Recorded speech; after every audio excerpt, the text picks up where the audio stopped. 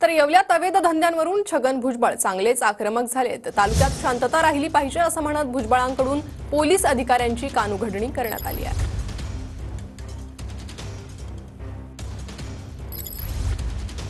जे चुकीचं काम करत असतील त्यांना तुम्ही त्यांच्यावर सजा केली पाहिजे। मग त्याच्यावर ह्या मंत्र्याचा फोन आला, त्या मंत्र्याचा फोन आला, असला धंदा करायचा नाही।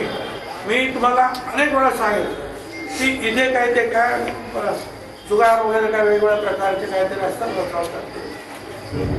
पत्त्यासहित कळवलेलं आहे।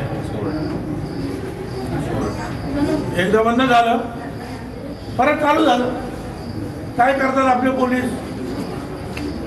मला त्यांना तुम्हाला सांगायचं, त्या अधिकाऱ्याने सांगून टाकावं की परत तुमचं आता हे यायला लागलं तर तुम्हाला आणखी चांगल्या ठिकाणी कुठेतरी मग पाठवावं लागेल।